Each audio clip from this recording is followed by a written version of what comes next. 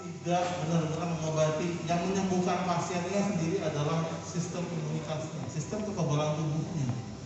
Yang ketiga, saudara ibu, di sini proses penularan COVID-nya, saya bilang tadi resiko kematiannya. Bahkan bapak ibu, saya bilang ibu-ibu di sini sudah sering melihat di berita bahwa ketika ada pasien konfirmasi positif COVID-19 meninggal dunia, bagaimana bu? Sempatkah keluarga melihat? Tidak. Bahkan ada berita saya bilang dirampas jenazahnya karena saya bilang sakit ingin melihatnya.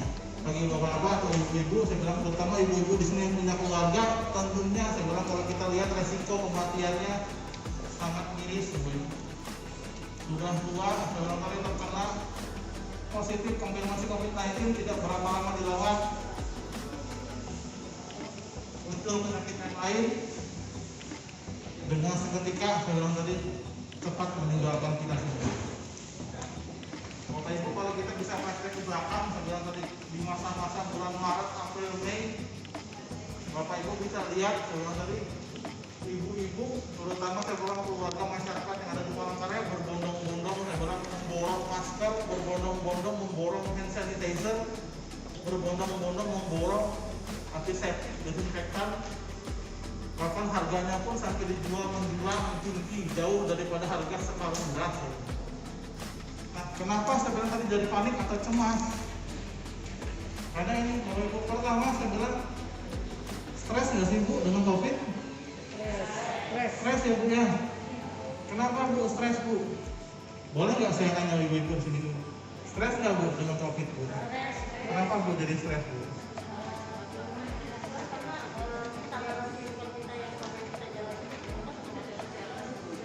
Semuanya berubah bu ya. Semuanya jadi ada protokolnya bu ya. Semuanya jadi ada aturannya ya, tadi. Termasuk apa yang kita pakai sekarang. Kemana-mana wajib pakai masker. Maskernya pun saya bilang tidak bisa sembarangan. Nah, masker yang kita pasang saya bilang bagian dalamnya kan harus terlindungi nih, makanya saya bilang ada syarat masker harus 2 lapis tadi.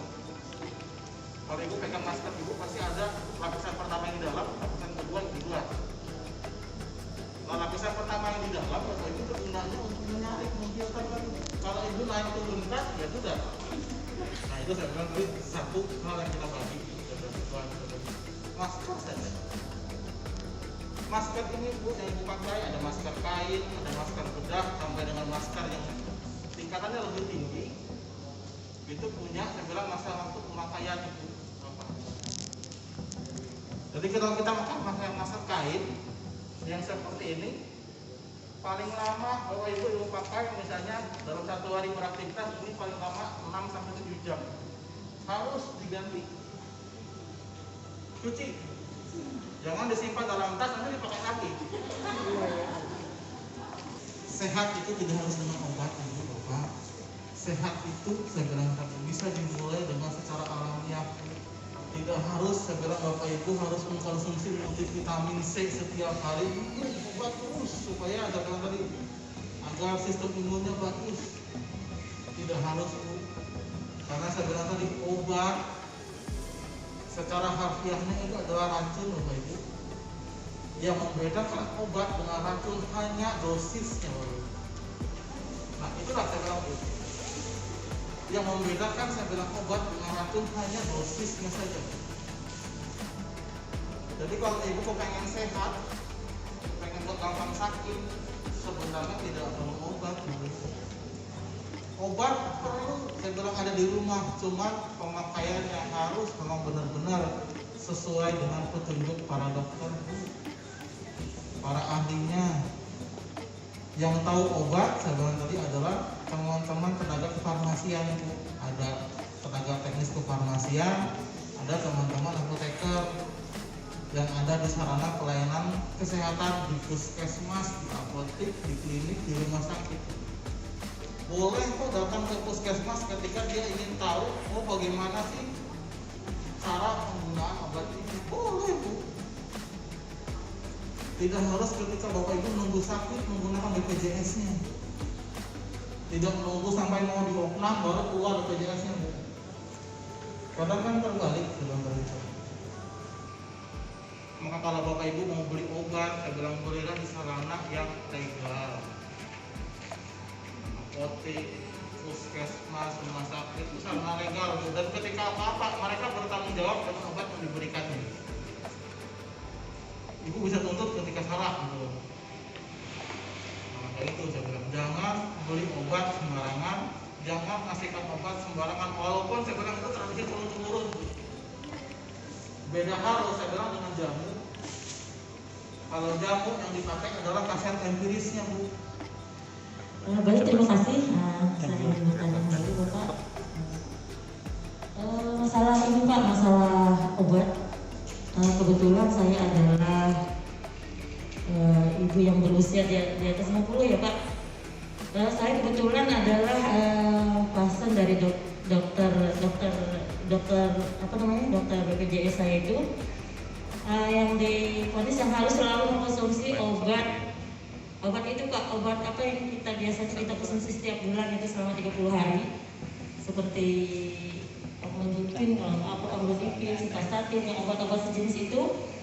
Apakah kalau umpamanya obat tersebut yang saya tanyakan, apakah obat tersebut kalau memang selalu kita konsumsi, kadang-kadang kan pesan dari dokternya begitu, ibu jangan putus ya obatnya supaya penanganan yang menurut dokter yang harus seperti itu bisa mengurangi gejala sakit yang saya alami gitu. Jadi itu Pak, barangkali apakah ada pengaruh buruk kalau umpamanya saya selalu mengkonsumsi itu terus menerus setiap bulan. Jadi memang keluhannya seperti itu, kalau datang tensinya naik, kemudian kolesterolnya juga naik. Jadi selalu dibeli obat seperti itu dong, seperti itu Pak. Jadi sepertinya kita sendiri pun bosan kalau selalu mau minum obat itu. Tapi kalau tidak minum, pesan dokternya harus seperti itu. Jadi apakah tidak menyalahi aturan dari dokter kalau kemudian kita sudah merasa enak saja, tidak melanjutkan dari yang sudah dirasakan dokter. Kemudian yang kedua, masalah orang yang tanpa gejala tadi dok, yang masalah COVID-19. Orang yang tanpa gejala itu apakah dia bisa orang tanpa gejala itu apakah dia sudah tertular COVID tapi tidak bereaksi ke tubuhnya, apakah itu orang tersebut juga secara otomatis bisa mengeluarkan virus COVID-19 kepada orang lain? Terima kasih. Pertanyaan kedua, ini Bu, yang menggunakan obat secara terus-menerus nih Bu ya, karena tadi menurut BPJS-nya, ibu ini punya penyakit hipertensi, ibu ini punya penyakit kolesterol. Ibu, obat tersebut biasanya diberikan selama 30 hari ya Bu ya. Saya tahu betul dengan dokter BPJS, biasanya dia beli sebulan. Setelah sebulan, seyogianya Bu, tekanan darahnya akan turun, kolesterolnya juga akan turun. Nah, ketika sudah turun, maka tugas Bapak Ibu sekalian atau ibu-ibu sekalian menjaga pola hidupnya Bu. Sehingga sudah turun, saya bilang tadi tidak naik lagi, karena naik tersebut Bu bisa karena pola makan yang tidak teratur, makan yang sering pakai junk food atau makanan siap saji, banyak lemaknya Bu. Apalagi ibu di usia 50 tahun ke atas, saya bilang tadi organ-organ kita sudah tidak muda lagi. Jadi saya bilang tadi obat-obat tersebut Bu selama dicek, saya bilang hasil labnya kolesterolnya ibu masih tinggi, maka akan diajukan lagi minum untuk 2 bulan lagi. Setelah 2 bulan saya bilang cek lagi Bapak Ibu. Maka saya bilang ketika kita hasilnya normal, maka dokter bisa merekomendasikan ibu tidak perlu lagi minum obat, ibu hanya perlu menjaga pola hidup sehat ibu, sehingga tidak muncul lagi Bu, darah tingginya tidak naik lagi, asalkan tadi patuhi semua menjadi pola hidup sehatnya. Sama seperti kolesterol, ketika ibu makannya saya bilang tadi tidak teratur, stres kerja, stres di rumah, maka penyakit tersebut akan selalu muncul. Jadi tugas Bapak Ibu ketika sudah, saya bilang tadi sudah normal, maka menjaga saja. Karena apa Bu? Kalau ibu tanya, saya bilang tadi obat-obat tersebut punya efek negatif nggak Bu? Semua obat Bu ketika diminum seumur hidup selama terus menerus pasti punya efek samping, pasti. Cuman efek samping tersebut terpupuk. Ibarat ibu tuh ngasih dikit, yang nantinya saya bilang sewaktu-waktu bisa jadi bom waktu buat ibu. Kasihan ginjalnya, kasihan hatinya Bu. Ketika ibu terus minum obat, saya bilang tadi bukan diputus secara sendiri ya Bu ya, tapi saya bilang tadi berdasarkan hasil konsultasi dengan dokter, berdasarkan hasil dari laboratoriumnya ibu. Ketika itu sudah normal, ibu berhak untuk tidak minum obat lagi, tapi dengan catatan saya bilang tadi menjaga pola hidup sehatnya. Gitu ya Bu ya.